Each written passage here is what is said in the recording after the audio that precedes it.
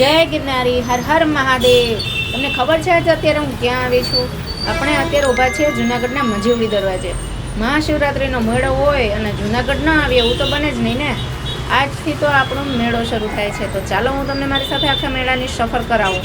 આવું છે ને મેળામાં? તો ચાલો.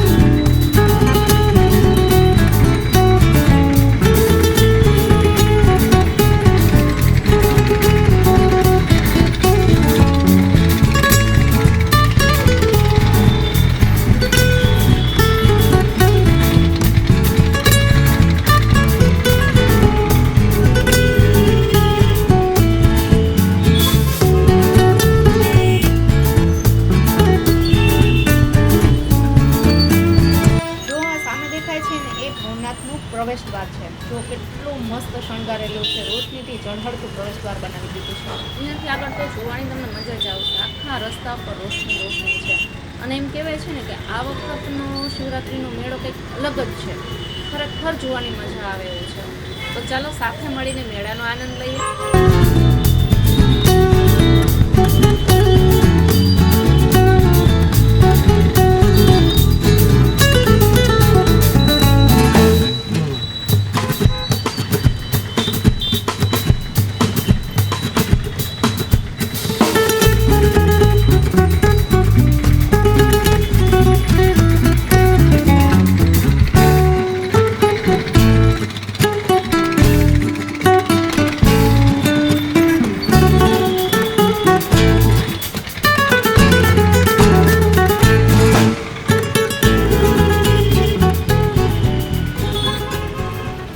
હવે અહીંયાથી જોજો, ટ્રાફિક ધીમે ધીમે અહીંયાથી વધતો જાય છે.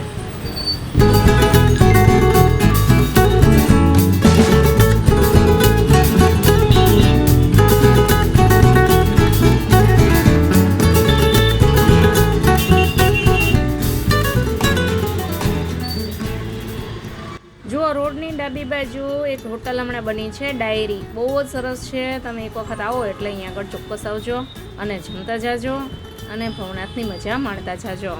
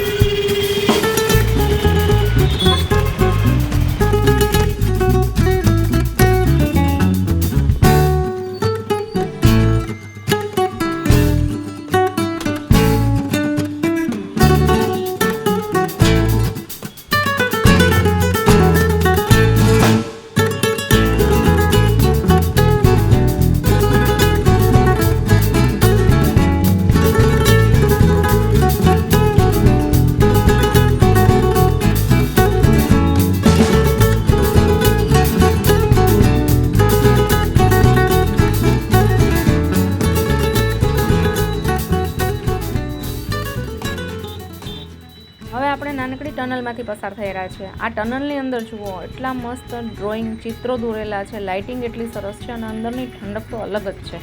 લોકોનો અવાજ એટલો અંદર ગૂંજે ને તો વાત જ જવા દો. અંદરથી પસાર થાય ને તો એક અલગ જ અનુભવ થાય છે.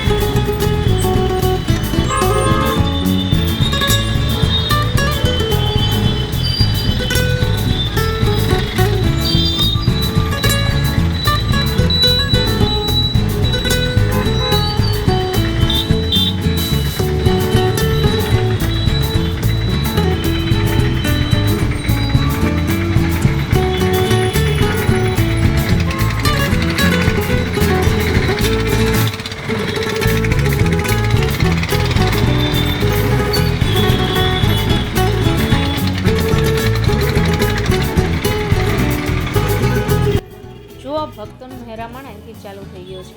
આ જ છે ભક્તિ અને શ્રદ્ધાનો મહાસાગર.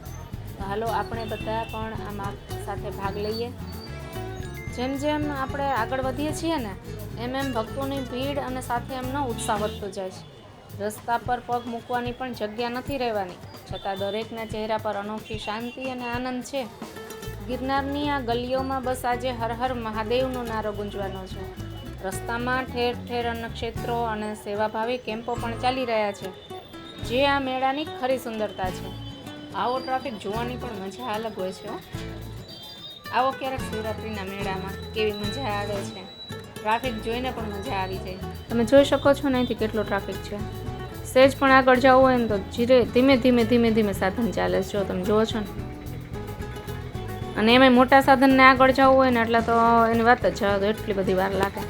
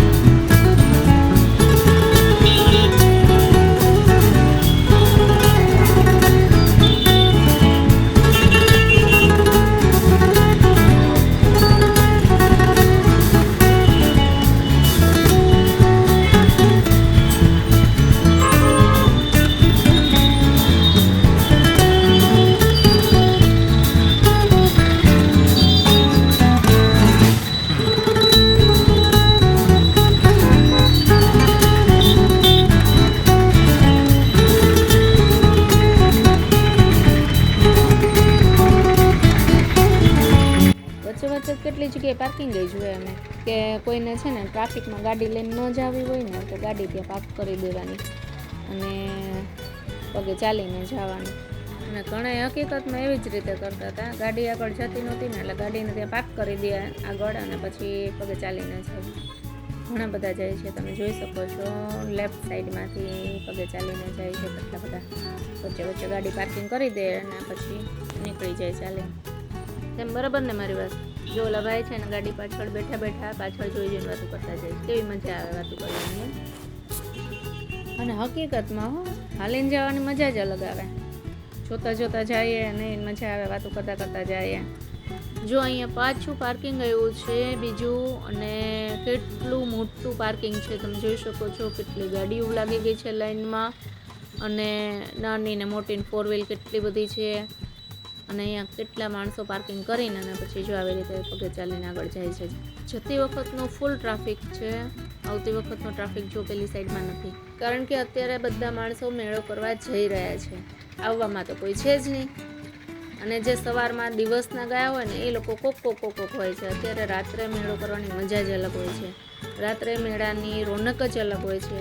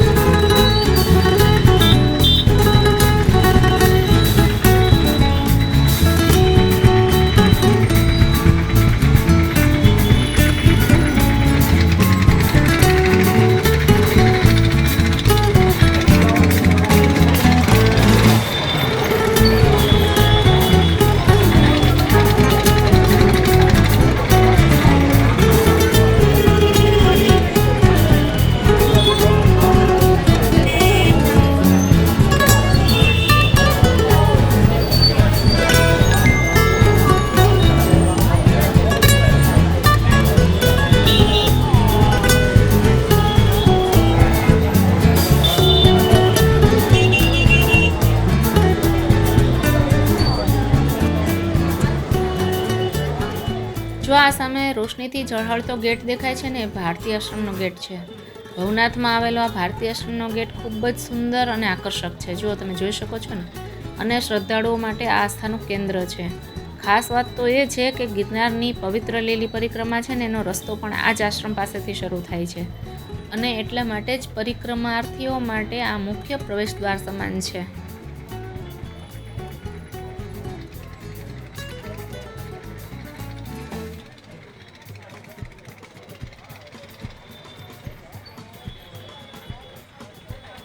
જોયો ટ્રાફિક છે ને, ખરેખરો ટ્રાફિક. એક ડગલું પણ આગળ ન વધી શકાય એટલો ટ્રાફિક છે.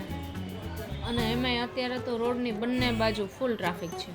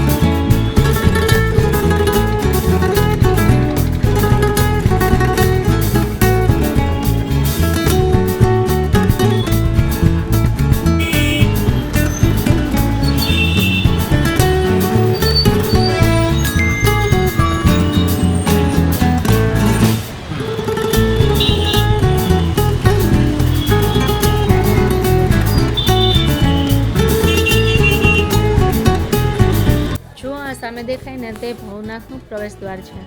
અમે અહીંયા આગળ પહોંચવામાં ભારતી આશ્રમના ગેટથી અહીંયા પહોંચવામાં લગભગ અમારે પોણી કલાક જેટલો ટાઈમ ગયો. ત્યારે હજી અમે અહીંયા પહોંચી રહ્યા છીએ. તો હજી અમે ગેટને પસાર નથી કરી રહ્યા. હજી તો અમે ઘણા બધા દૂર છીએ ગેટથી.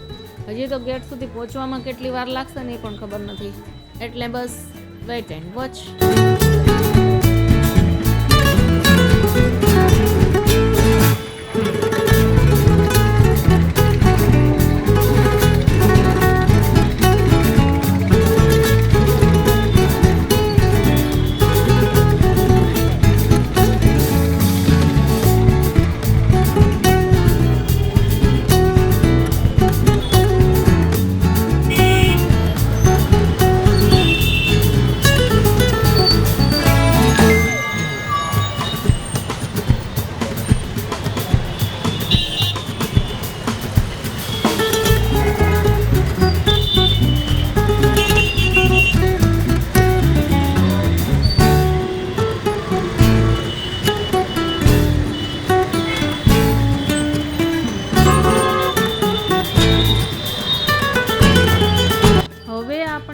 દ્રશ્યો જોવા જઈ રહ્યા છે ને કે જે જોવા માટે લોકો દેશ વિદેશથી આવે છે. આ છે ગિરનારના સાધુ સંતો અને અખાડાઓ. નાગા બાવાઓના દર્શન કરવાને એ આ મેળાનું સૌથી મોટું આકર્ષણ છે. પ્રભુતિ લગાવેલા આ સંતોની ભક્તિ અને એમની જીવનશૈલી જોઈને આપણે નતમસ્તક થઈ જઈએ. ભવનાથનો આ મેળો એટલે જ તો મિની કુંભ કહેવાય છે.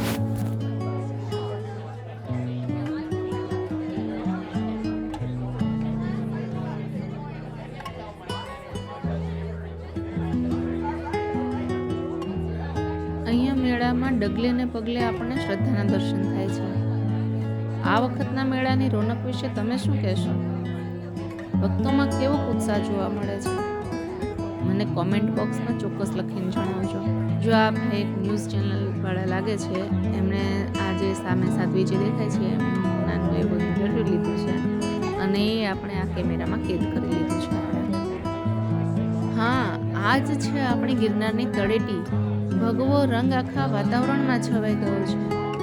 ગોરી સાધુઓ, ભજનની રમઝટ અને ભોજનના હરિહરના સાદ સાથે આ દ્રશ્ય ખરેખર મન મોહી લે તેવું છે. આખરે આપણે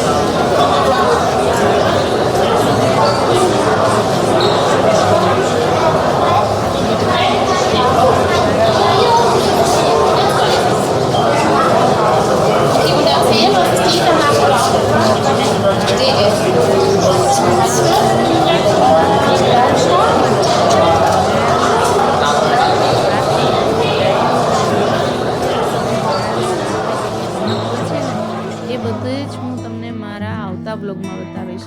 એટલે કે જો તમે હજુ ચેનલને સબસ્ક્રાઈબ ન કરી હોય ને તો કરી લેજો, કારણ કે અસલી રંગત મેળાની તો એ જ બ્લોગમાં હશે, જે જોવાની તમને ખૂબ જ મજા આવશે. ભવનાથના મંદિરને તો જાણે નકશો જ બદલાઈ ગયો છે. જો તમે જોઈ શકો છો ને, ડિટેલમાં તમને પેલા વિડીયોમાં બતાવું છું, એટલે તમે એ બ્લોગ પણ ચોક્કસથી જોજો.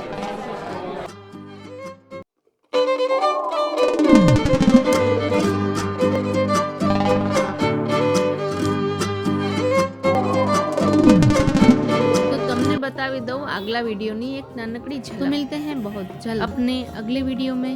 तब तक के लिए आप सभी को हर हर महादेव.